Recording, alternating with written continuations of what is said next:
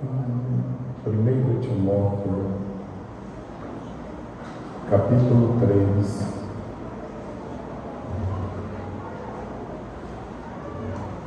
a partir do versículo de número 1.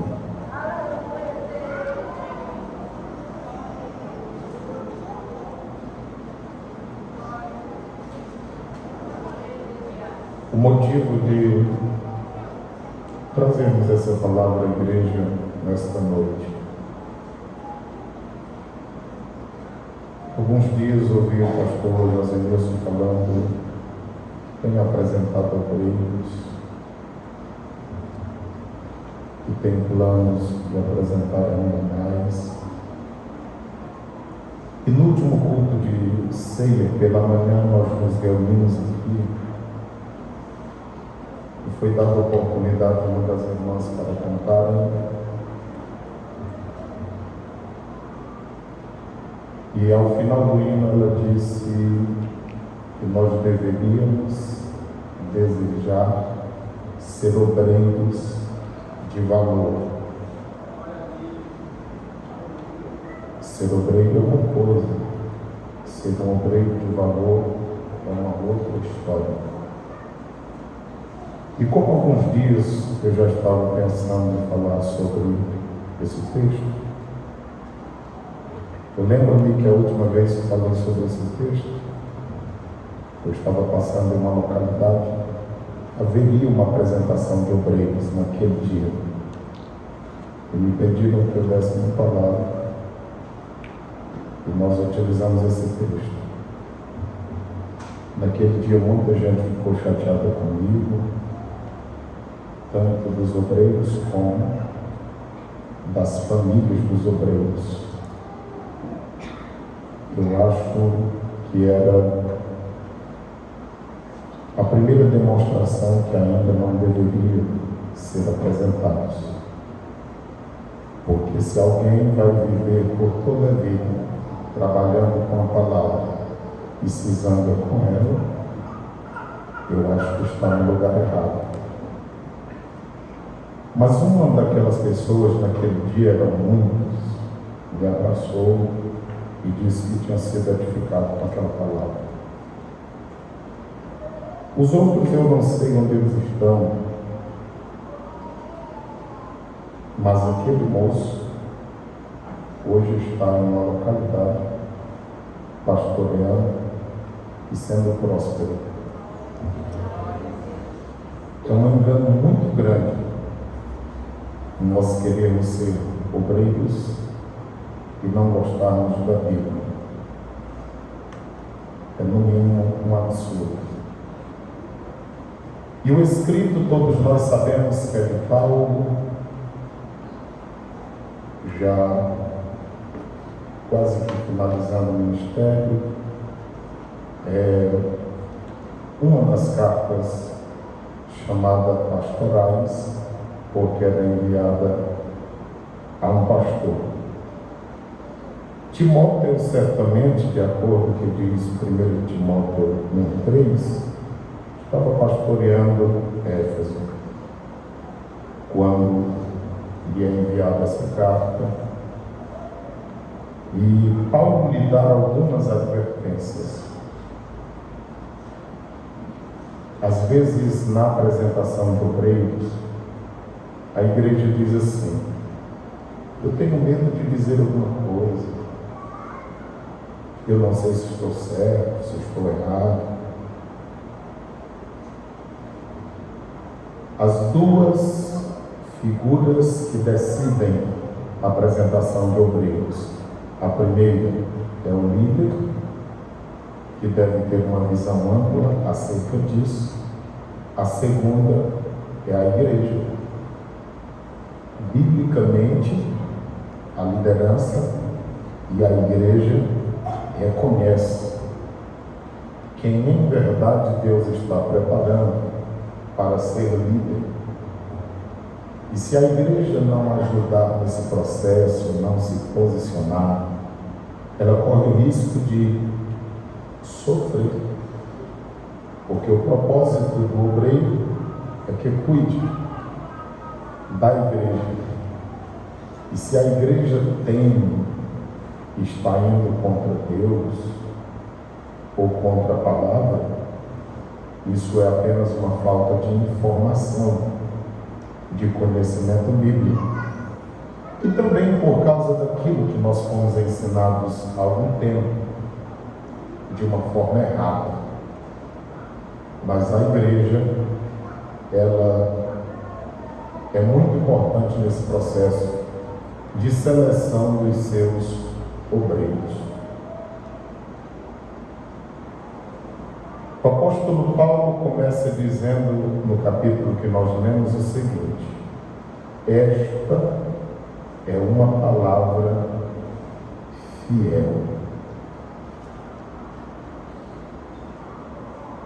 O que nós precisamos saber é que todos nós temos diante de nós a fidelidade da palavra.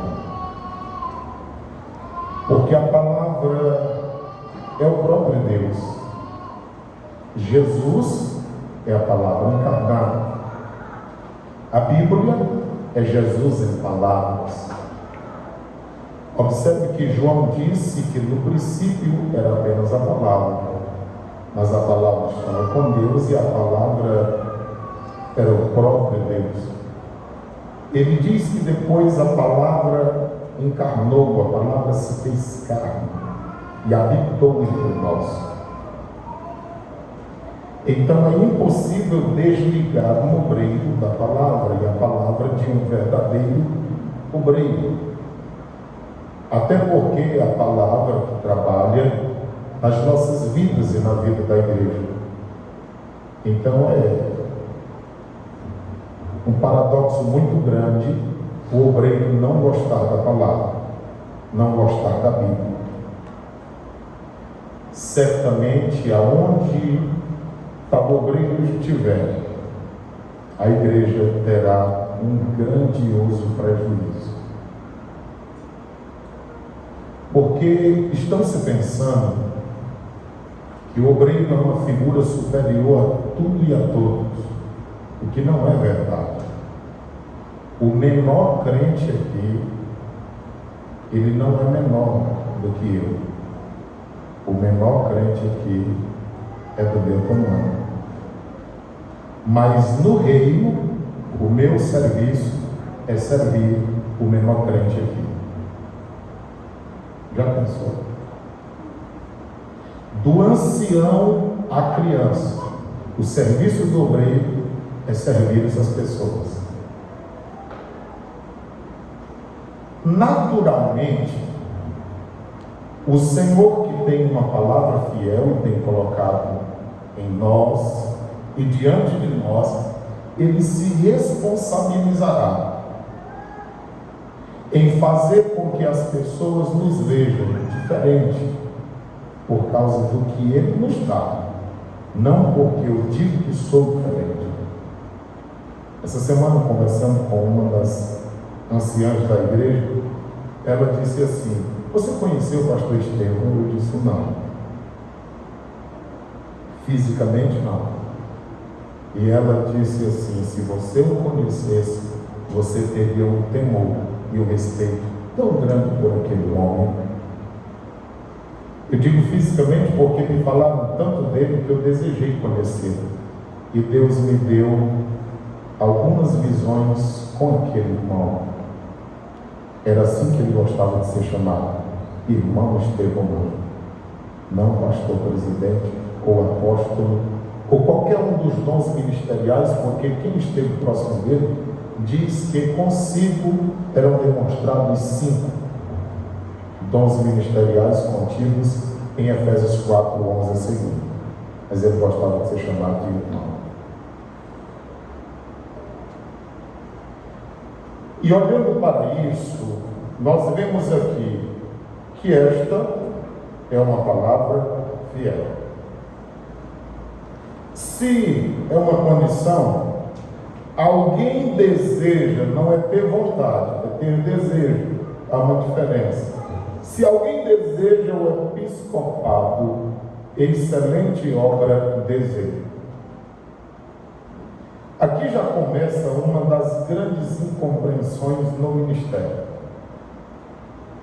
Qualquer obreiro que está em uma localidade que tem problemas, que é o motivo do obreiro estar ali, são os problemas.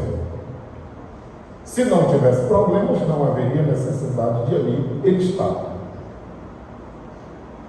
Quando Paulo direciona Tito à ilha de Creta, Tito 1,5, Paulo diz: olha, eu só te deixei em Creta para que você coloque em ordem as coisas que estão bagunçadas. E a ordem que Paulo fala a Tito ali é exatamente a ortodoxia, aquilo que é correto, aquilo que é certo. É por isso que um obreiro verdadeiramente comprometido com a palavra não será amado por todas as pessoas. Porque para as pessoas que estão caminhando para o céu, será um obreiro benquisto. Mas para aqueles que estão errados, não querem se consertar, portanto estão caminhando para o inferno, será uma pessoa no mínimo odiada. E é aí onde começa a confusão na cabeça de muito obreiro, porque eles estão achando que o ministério é um negócio para ele ser amado. Mas está tudo errado. Jesus disse: eu envio vocês como se fossem ovelhas para o meio de feras, meio de lobos. Então, por aí a gente já nota que as coisas não são tão fáceis. Olhando para esse texto, diz que quem deseja sabe que está desejando um trabalho excelente, uma obra excelente. É excelente, mas não deixa de ser serviço. É um trabalho árduo. Disse certo homem de Deus que chegaria o tempo onde um homem que se dedicasse a ler a Bíblia, a orar e a cuidar da igreja seria tido como não faz nada. Chegou esse tempo. Mas isso só acontece na vida daqueles que não sabem de fato e de verdade o que é ser um obreiro. Porque se você virar a página no capítulo 5, o versículo de número 17, quem sabe o que é obra, diz aí, 5,17 de 1 Timóteo. Os presbíteros, presbítero aqui, irmãos, é o mesmo bispo lá no primeiro texto. Que governam bem, sejam estimados. Ou seja, não é só governar, mas governar bem. Se assim o fizer, naturalmente será estimado. As pessoas os terão em grande estima. Dignos de duplicada honra, ou seja, 2 vezes serão honrados. Aí ele faz um destaque. Principalmente os que fazem o que, igreja? Olha aí, os que trabalham. Observe que é um trabalho e trabalho árduo. Trabalho na palavra e na doutrina. É isso que Paulo está dizendo. É um trabalho. E é um trabalho difícil. A prova é que há muitos irmãos que não conseguem compreender um versículo. E todos os dias a gente tem que pregar vários versículos. Imagine que não é tão simples. O Deus que dá o desejo de alguém pela obra é o Deus que mostra que a obra é excelente, por ser excelente não deixa de ser obra. Portanto, é um trabalho, porém é excelente. Infelizmente, muitos não consideram a excelência deste trabalho. E é por isso que nada dá certo em suas vidas. Versículo de número 2. Convém, porque tem coisas na vida de um obreiro que não convém, mas essas aqui convém. Convém, pois, que o bispo Nós acabamos de ler 1 Timóteo 5,17, chama presbítero, aqui está chamando bispo, em outro texto chama ancião, em outro chama pastor. Esses quatro é a mesma figura. Seja bispo, seja ancião, seja presbítero, seja pastor. Os quatro cumprem a mesma função. Às vezes diferença de localidade, de tempo, por isso esse nome. Aqueles anciões de lá de Êxodo 18, que Jetro disse, escolhe homens para te ajudarem, aqueles lá já recebiam esse título aqui, era a mesma função. Esse é o motivo de a convenção a qual nós pertencemos não apresentar presbíteros, porque entende-se que aqueles que servem como auxiliares, chegando ao diaconato, se tiverem uma chamada ministerial, poderão ir direto ao pastorado, ao ministério da palavra. Por esse motivo é que não são apresentados presbíteros, porque biblicamente o título quer dizer pastor também. E até onde eu conheço, é a única convenção no Brasil que faz isso, por causa de homens habilitados na palavra e compreenderam. Teresina, por exemplo, quando quiseram copiar o Maranhão, deu um problemão. E o líder foi expulso com uma dificuldade muito grande. Porque as pessoas estavam presbíteros e achavam que perder esse título seria ser diminuído. É uma prova de que só são presbíteros e não crentes sérios, que é uma coisa muito diferente. O texto sagrado nos mostra que convém, pois, que o bispo seja irrepreensível. Tudo que nós trataremos nos versículos 1 a 16 trata única e exclusivamente sobre a irrepreensibilidade do obreiro. Tudo está aqui. E o que é ser irrepreensível? É não ser digno de ser preso por formas erradas. Porque se for por pregar o evangelho, fazer o quê? Mas não ser preso por aquilo que não deveria fazer. Ser irrepreensível é não ser digno de ser corrigido. Ora, somos falhos? Sim. Mas nós devemos ao máximo nos aproximar daquilo que é correto, até porque o nosso exemplo é Cristo. E Pedro disse, na sua primeira carta, no capítulo 5, versículo 2, seguir, ele diz que o obreiro deve ser o exemplo do rebanho. E quando eu estou falando de obreiro, estou em um culto de missões, estou falando do missionário, estou falando do auxiliar, estou falando do crente. Porque esse obreiro que chegará aqui é porque ele é crente, no mínimo. E como o crente se comportou de tal forma que chegou ao ponto de a igreja, que é soberana, com a liderança, ver alguma coisa que sobressaiu entre os demais. E, portanto, servirá como a maior responsabilidade. Quando você vir alguém dizendo, ninguém me vê, ninguém me observa, ou essa pessoa não tem nada de Deus, ou ainda não chegou o tempo de Deus evidenciar na vida dela o que ela será. E ela já está demonstrando que ainda não tem maturidade suficiente por causa da murmuração. Quem verdadeiramente é chamado por Deus pode estar lá no campo cuidando de ovelhas. Quando o profeta chega na casa de Jessé e vê todos os filhos, ele ainda diz: Deus não me autorizou ungir nenhum desses. Acabaram-se os mancebos.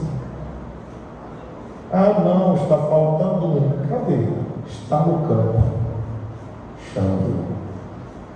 Nós não nos assentaremos à mesa enquanto ele não chegar.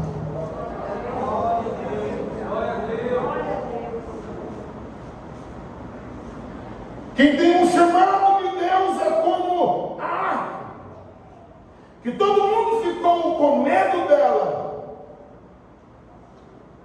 E de repente a única localidade que acharam para guardar foi exatamente a casa de Obed-Edom. Ele era de uma linhagem sacerdotal. Estava lá no meio do mato. Ele disse: deixa a arca aqui. Pouquíssimos meses Deus fez aquele homem prosperar de uma forma abundante. Quem tem uma chamada de Deus pode estar atrás da 12ª junta de bois. Aparecerá o Elias com uma capa, jogará em cima dele e dirá que Deus o chamou para o ministério. Quem tem um chamado de Deus pode nem ter nascido ainda, pode estar guardado no ventre. O Senhor diz: Jeremias, eu te escolhi antes de você gerar. Eu te separei quando ainda estava no ventre. Eu já fiz uma doação de ti, eu te doei como profeta. As nações não digas, sou uma criança. Não digas, não sei falar. O que eu te mandar dirás, aonde eu te mandar tu irás também. E não te preocupe, farei de ti muro de bronze, coluna de ferro. E assim Deus fez na vida de um homem. E Ele faz na vida de pelo menos todos que realmente tiverem uma chamada. Mas precisamos ser irrepreensíveis. Olha aqui, marido de uma mulher. Por muito tempo se pensou que o obreiro só poderia ser obreiro se fosse casado. Não é isso que o texto está dizendo. O texto está dizendo é que, se for casado, que seja apenas com uma mulher, não com mais de uma. O apóstolo Paulo, novamente, está falando contrário ao divórcio.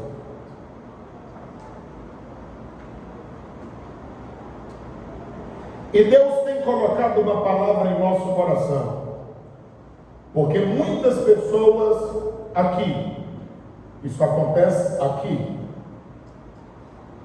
por causa da palavra que é esclarecida aqui, e ela não é tão clara nos outros lugares como é clara aqui. E todas as vezes que falamos divórcio nesse púlpito, todas as pessoas que carregam consigo esse peso sentem temor e tremor, porque hoje são conhecedoras da realidade da carga que traz o divórcio. Mas eu quero que você abra os seus ouvidos para que Deus lhe cure nesta noite acerca disto. Porque alguém pensa: sou salvo, não sou salvo, vou para o céu, não vou para o céu, eu estou em adultério, não estou em adultério. Mas eu preciso falar sempre disso, porque nós temos crianças, adolescentes e jovens que ainda não casaram. E eu preciso adverti-los. Todas as vezes que eu falo nesse assunto, parece que eu sinto a mesma coisa que as pessoas que já passaram por esse processo sentem. Eu sofro. Eu sofro desde quando estou estudando para pregar até esse momento que eu estou falando. Mas eu preciso falar. Porque o nosso propósito é evitar que as pessoas que não cometeram não errem. E o nosso desejo é que Deus sare as pessoas que passaram ou que passam por esse processo. E para isso eu preciso usar a Bíblia, porque ela é o remédio. Segundo Samuel, capítulo 12, versículo de número 10. Jovens, não esqueçam disso, pelo amor de Deus. Segundo Samuel 12:10, a Bíblia diz: agora, pois, não se apartará o que, igreja? Jamais da tua casa. Porquanto me desprezaste, desprezou o próprio Deus, e tomaste a quem? Então guarde isso na mente.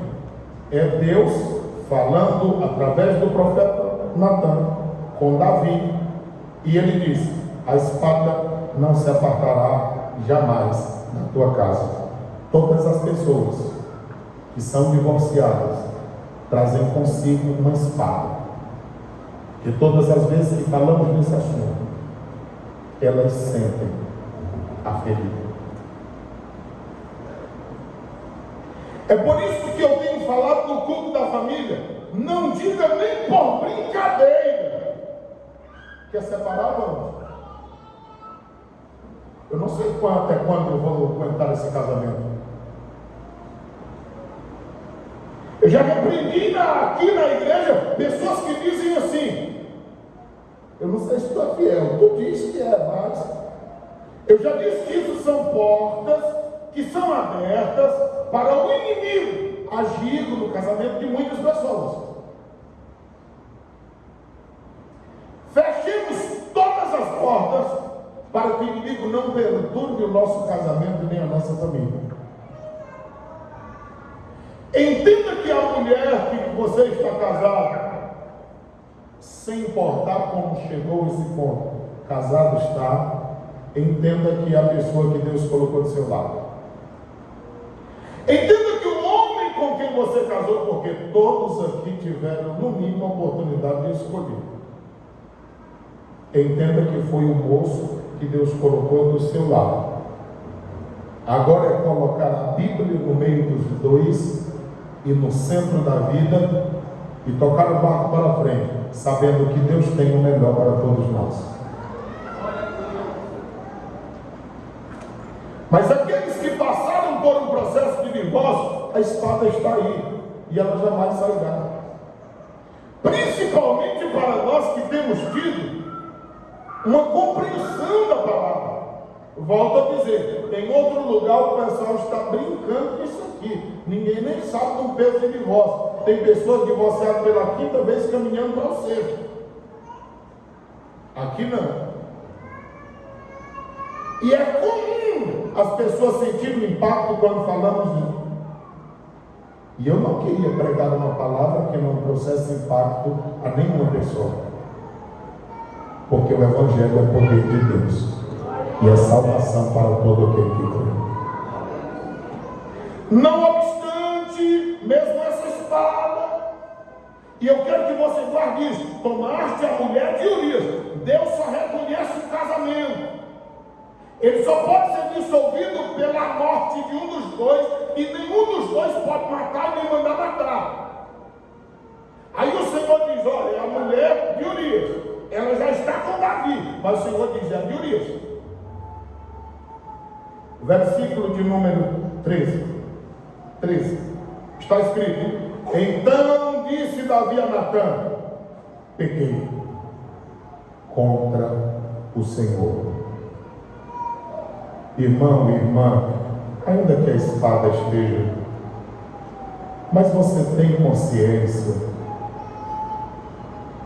E diz o texto, diz aqui: e disse Natã a Davi também: já que tu reconheceu que pecou, o Senhor te perdoou, ou seja, traspassou o teu pecado. A prova disto é que naqueles dias a pessoa era punida com a morte. O Senhor disse assim: não morrerás. Tu não vai morrer. Isso é uma prova de que Deus perdoou.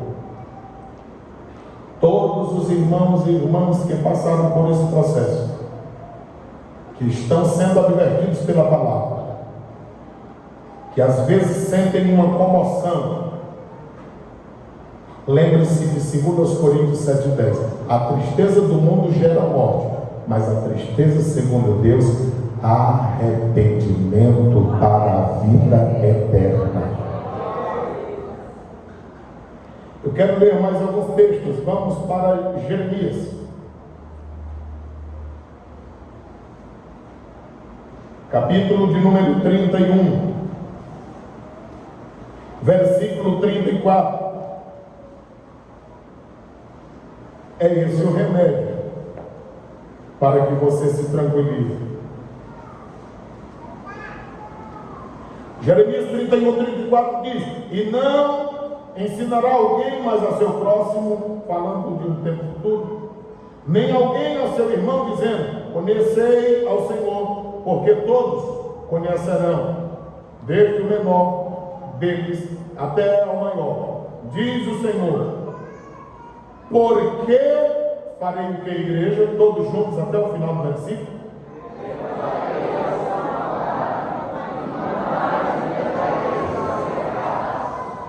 Receba o perdão de Deus. Deus não vai lembrar deste negócio para lhe punir. Miqueias, capítulo de número 7, versículo de número 19. Miqueias 7, 19. Tornará a apiedar-se de nós, subjugará as nossas iniquidades e lançará todos os nossos pecados. Aonde, igreja? A ciência está dizendo que há lugares nas profundezas do mar que, com toda a tecnologia, o homem ainda não conseguiu explorar. É lá neste lugar que o Senhor usou o profeta, que talvez ele nem sabia disso, e eu acredito que não sabia, mas hoje, com toda a tecnologia, há lugares no mar que ainda não foi explorado. Foi lá que o Senhor lançou toda a transgressão, inclusive essa do divórcio, para que você assista esse culto em paz, em alegria, para saber que o Senhor lhe perdoou. Hebreus capítulo 10.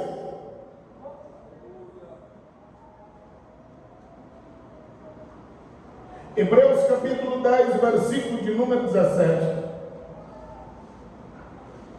Está escrito: e jamais me lembrarei de que, igreja? Irmão, quando Deus perdoa, perdoado está. E há pessoas que fizeram de tudo, mas não conseguiram segurar. E é por isso que aconteceu. É por isso que eu tenho dito que o divórcio é um remédio amargo para curar feridas. É por causa disso. É porque ele fica amargando muito tempo. Eu quero que você veja em Mateus capítulo de número 1, para eu lhe mostrar um detalhe que para mim é importante. A genealogia de Cristo só cita 4 mulheres.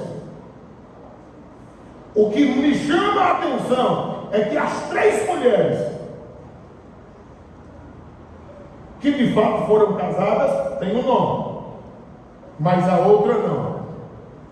E eu quero que você veja como é que Deus a trata. Mateus capítulo 1, versículo de número 3, está aí. E Judá gerou de quem? Então era aquela mulher lá que Judá acabou tendo um caso com ela. Ela era nora, na realidade.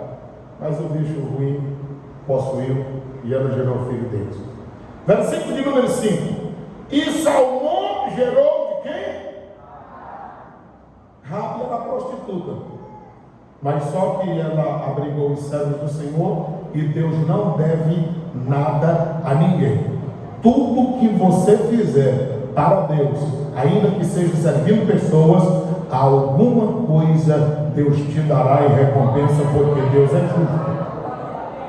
Aí no versículo 5, e Boaz e Amós. E Boaz gerou de quem? Essa aqui era moabita, ela era estrangeira, mas tem um detalhe: ela foi remida e tornou-se povo de Deus, por ser representante da igreja de Cristo. Nós éramos gentios, mas o sangue de Jesus nos perdoou de todo pecado. Nós somos igreja hoje. A Ele louvor, honra e glória para todos sempre. Versículo de número 6. Jessé gerou ao rei Davi. Então Davi nasceu, ele era filho de Jessé. E o rei Davi gerou a quem? Daqui foi o que, irmãos? Não já era a mulher de Davi? Por que a Bíblia não diz a mulher de Davi? Porque para Deus, casamento é um só. E ele fala da mulher que era de Urias, mesmo quando ela passou a ser de Davi. Você entende isso? Eu não vou ler, mas você sabe que Malaquias 2,16 diz que Deus abomina, odeia o divórcio.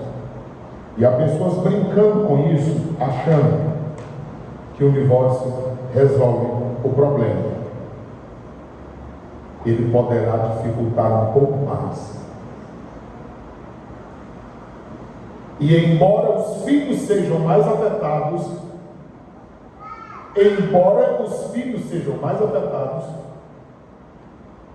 o casal também terá detrimentos, terá dificuldades.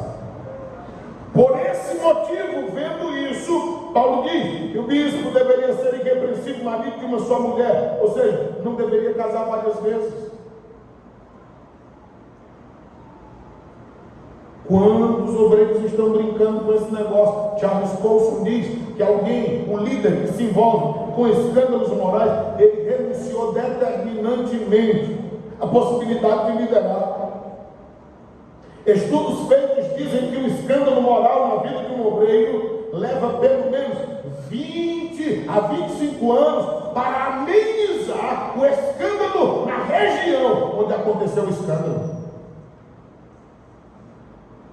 Tem um negócio muito sério. As gerações vão passando. Tu sabe que houve nessa igreja? Aconteceu isso. Tu sabe que houve. E vai passando. Então isso é muito sério. Por esse motivo, Paulo advertiu a Timóteo. Aí ele diz assim: é incrível a Bíblia. Marido de uma só mulher. Aí a próxima característica: seja vigilante. Irmãos, todos nós que seguimos a Cristo devemos vigiar. O jovem, a criança, o adolescente, o adulto, o ancião, vigiemos. Andemos de olhos abertos. A palavra é luz para os nossos pés, é luz para o nosso caminho. Então vamos ficar com essa palavra aberta. Vamos ler essa palavra. Vamos deixar ela iluminar o nosso caminho. Vamos vigiar. Sóbrio. Nós não podemos e nem devemos nos embriagar com nada, nem com as vãs filosofias, nem com os falsos ensinos. Não podemos nos embriagar nem com cachaça, porque Paulo disse em Efésios 5,18 que não é para nós nos embriagarmos com vinho em que há contenda. O texto sagrado diz aqui o seguinte: honesto. Nós não podemos ser desonestos com nada e em nada na nossa vida. A nossa vida deve ser pautada pela honestidade. E as pessoas precisam ver e perceberem isso em nós. E a Bíblia diz: hospitaleiro. Nós devemos saber receber as pessoas em nosso lar, cuidar das pessoas, recebê-las, tratá-las bem. O texto sagrado diz assim: apto para que a igreja, como obreiro, será apresentado se ele não tiver nenhuma aptidão para o ensino. Nós não podemos apresentar um obreiro porque é filho, porque é genro, porque é parente, porque é legal. Nós não podemos apresentar, eu digo nós, liderança igreja, alguém porque é bonito, porque se arruma, porque se veste bem. Se não tiver essas características, pode servir para o que servir, menos para ser obreiro. Porque se não houver uma aptidão para o ensino, o que farás sobre ele? Observe que não diz pregador, porque precisaria de uma eloquência, mas diz ensinador, porque quem ensina pode ensinar sentado, pode ensinar caminhando, pode ensinar correndo, pode ensinar deitado, pode ensinar viajando, pode ensinar parado. Não precisa de eloquência, precisa só de graça de Deus na vida e ter aprendido alguma coisa para repassar às pessoas. Se nós quebrarmos esses princípios, nós teremos dificuldades. O versículo de número 3 diz: não dá água ao vinho, não pode ser cachaceiro, não espancador. O obreiro não pode tratar mal a mulher e nem tratar mal os filhos. E olha que a Bíblia mostra que o obreiro deve ter testemunho bom, tanto da igreja como da vizinhança. O certo era toda vez que fosse apresentar um obreiro, sair nos vizinhos dele e perguntar: presta ou não presta? O certo seria chamar a esposa e dizer: presta ou não presta? E o certo seria a esposa dizer se presta ou não presta de verdade. Ninguém vai melhorar no ministério porque chegou nele. Se não nascer de novo, vai ficar no ministério, vai morrer e vai morar no inferno. E o pior, vai conduzir um bocado de gente, porque quem está no lugar errado, fazendo a coisa errada, vai terminar fazendo gente errada. E se a pessoa viveu a vida toda errada, chegou aonde não desejava, mas tinha vontade, não vai mudar, não vai ter nenhum interesse em mudar, porque vai pensar: eu já cheguei no meu querido. O que eu queria era chegar. Cheguei.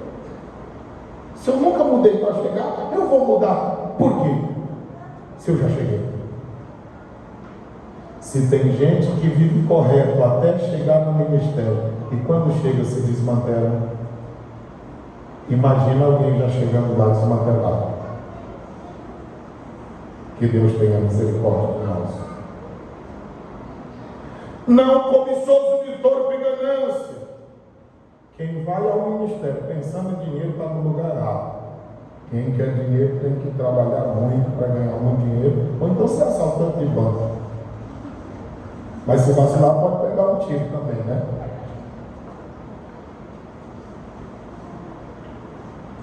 Ministério não é lugar para ninguém enricar, mas é lugar para ganharmos vidas para o reino de Deus.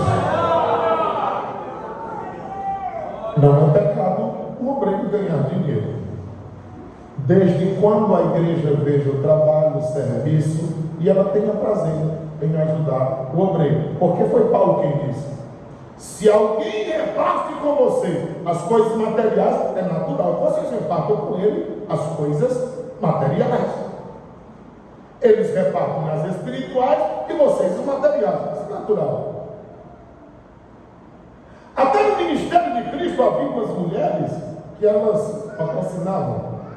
Lucas 8, 1 a 3, os irmãos conhecem. Mas o texto sagrado diz ainda: mas deve ser moderado, deve ser uma pessoa que tenha domínio próprio, deve ser uma pessoa abalizada, não contencioso. Irmão, nós não fomos chamados para brigar com ninguém, nós não fomos chamados para contender com ninguém. Nosso serviço no ministério não é brigar, não avarento. O obreiro não pode pensar só em bens materiais, em dinheiro ou coisa parecida. 4. Que governe bem a sua própria casa, tendo seus filhos em obediência, em sujeição, com toda a modéstia. Então observe, a nossa casa deve ser governada. Agora a igreja não é governada, pelo menos por nós não. Ela é governada por Deus. Agora a nossa casa, o governo está nas nossas mãos, está na mão do líder, do homem. Agora, esse governo não é a trancos e barrancos. Esse governo é quando nós nos submetemos a Deus e pela autoridade que Deus nos dá, Deus faz com que a nossa família nos respeite, nos veja como líder dela, por causa da graça de Deus na nossa vida. Os seus filhos em obediência. A gente deve procurar conduzir os nossos filhos de uma forma tal que eles nos obedeçam. E isso só será possível de acordo com a palavra de Deus. E isso não deve ser motivo de orgulho para nós, com toda a modéstia. Versículo 5. Porque se alguém não sabe governar sua própria casa, ou seja, se alguém está com a família desajustadamente, terá cuidado da igreja de Deus. Olha só, é cuidado, não é governo da igreja de Deus. Governo é com a casa, com a família. Com a igreja é apenas o cuidado. Versículo de número 6. Não neófito. O obreiro não pode ser alguém novo na fé.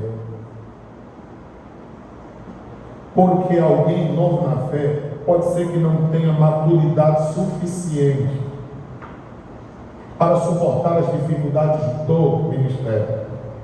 Você já viu que tem um bocado de pastor se matando? Você sabia que a morte, o suicídio de pastores já é motivo de pesquisas, de estudos? Não se é tão divulgado por entender que a morte de um suicida é um incentivo para quem já está rumando ao suicídio, para quem já tem a ideação suicida. É por isso que não é divulgado, mas morre muito. É por esse motivo que Paulo diz, não neófito, para que não se ensoberbecendo. Você sabia que às vezes o obreiro, ele pode se ensoberbecer, se orgulhar, achar que é o cara? Isso não pode haver. Isso não deve haver. Você sabia que os obreiros da igreja devem ser as pessoas mais simples que você possa imaginar? Você consegue imaginar Jesus? Irmão, eu fico impressionado com Jesus. As crianças corriam para Jesus. E Jesus não se irrita com elas. É incrível. Jesus se irritou com o discípulo, que dizia assim, não menino, faça, sabe aquele perto do mestre? Ele disse, não rapaz, espera aí. A Bíblia diz que ele se indignou. 2 vezes mostra Cristo indignado. Escrituristicamente, Marcos 3,5, e era com o discípulo, e Marcos 10,14, com o discípulo de novo, porque queriam tirar as crianças de Jesus. Aí Jesus não aguentou. Aí Jesus disse, rapaz, se vocês quiserem ser salvos, vocês têm que se tornar como criança. Porque as crianças daquele dia não tinham celular, aí não tinha maldade, era tudo simples. Era um doce de pessoa. As crianças daquele dia. As crianças de hoje não dizem, vem que bebê. Não, eu não sou bebê não, tu é o que é? Sou moça. Poxa, desse tamanho. Sou rapaz. Ontem eu saí aqui, um me deu a mão e disse, aí, play. Está aqui perto dessa figura. Aleluia. Então, irmão, as crianças daquele eram simples. Mas as crianças de hoje, quem tem Jesus Cristo, elas estão aqui dentro, ouvindo a palavra, entendendo o que nós estamos dizendo, e com a Bíblia aberta, porque o Senhor ama as crianças. E as crianças iam para perto de Jesus, e Ele não gostou que tirassem as crianças dele.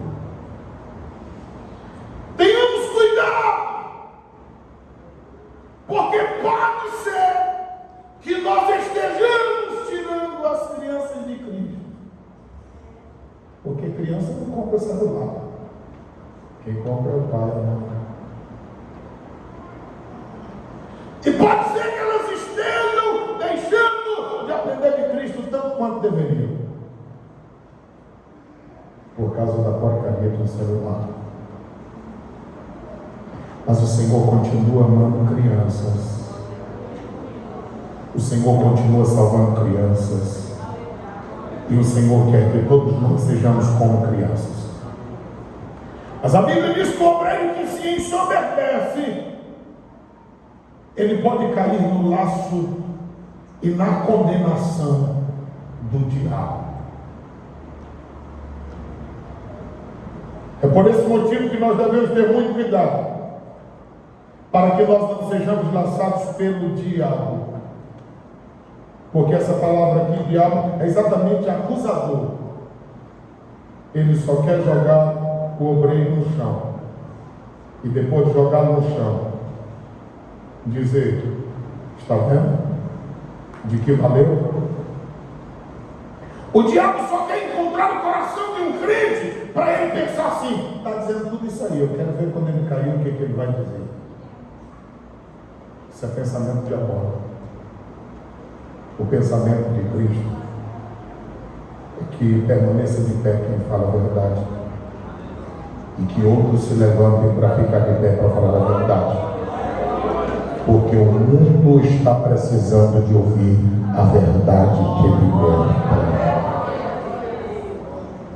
Tem alguém nesta noite que deseja entregar a vida a Cristo como Senhor e Salvador? Quantos entenderam essa palavra?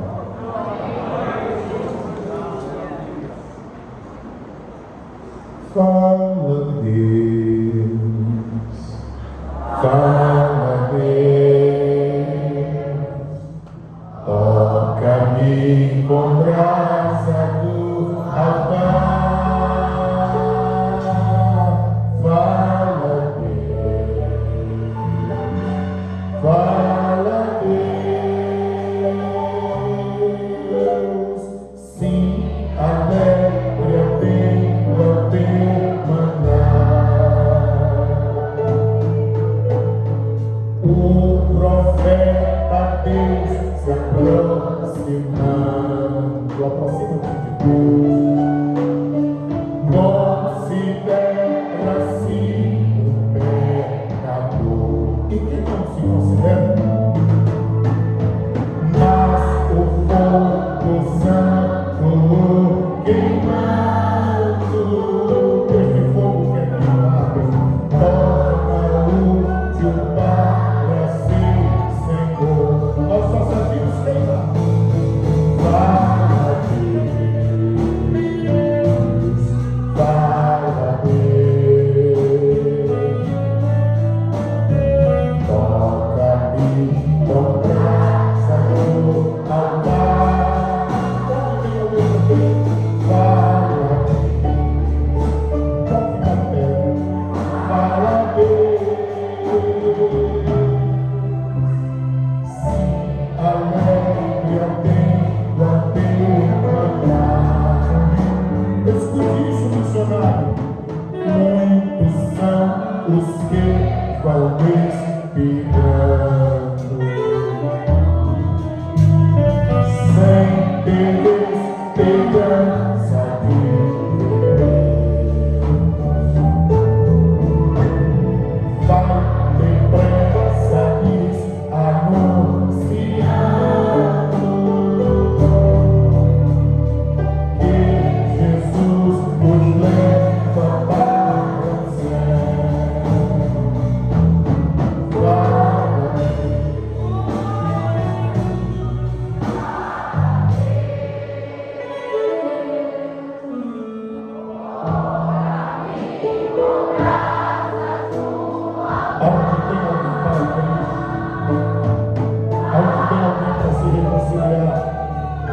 Onde tem alguém que se coloca à disposição de Deus para fazer a sua obra.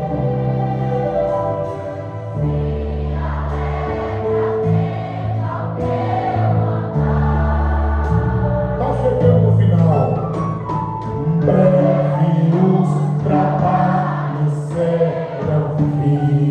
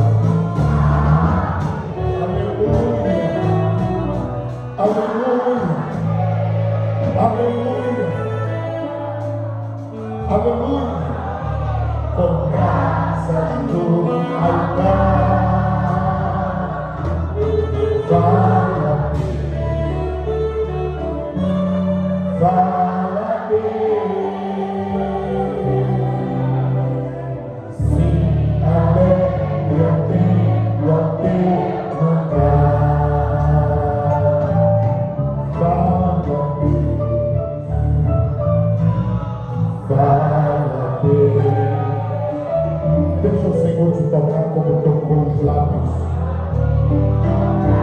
de Isaías. Deixa o Senhor tocar essa enfermidade como tocou os lábios de Isaías. Os homens queimam o útero para tirar algo que não serve. O Senhor tem brasa volta para queimar e tirar câncer.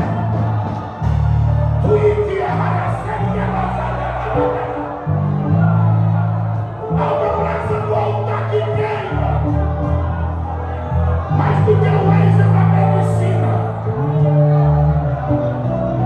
Há uma brasa tirada volta do Senhor, porque debaixo do trono dele tem um rio de fogo. Ele queima câncer, queima útero, ele queima o sangue que não serve e a gordura que não presta no sangue. Mas ele queima a língua do crente para pregar o evangelho com autoridade. Ele queima a mente profana para dar uma mente de Cristo. Ele queima o ouvido imundo para ouvir a voz da eternidade. Ele queima olhos carnais para dar visão do céu e da sua obra. Aleluia! Fala, Deus. Fala,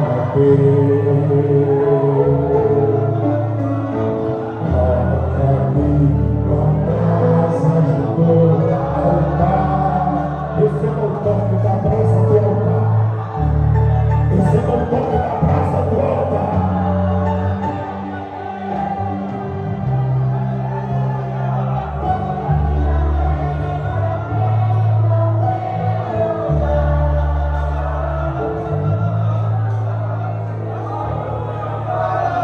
Eu te agradeço pela tua palavra.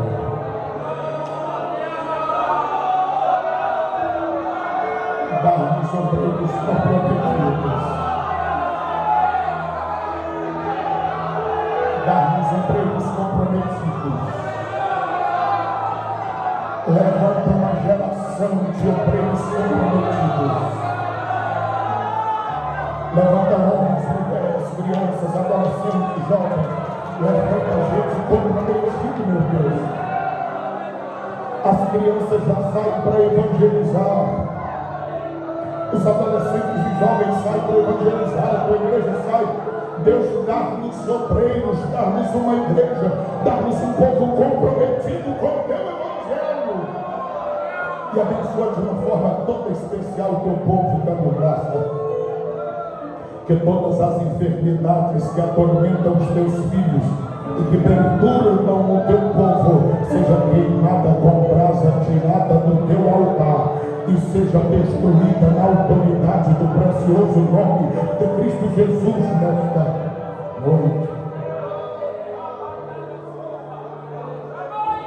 Que a graça de nosso Senhor Jesus Cristo, o amor de Deus, o nosso Pai, a comunhão e a consolação do Santo Espírito de Deus seja conosco não somente agora, mas sempre. A igreja diz: fala, Deus.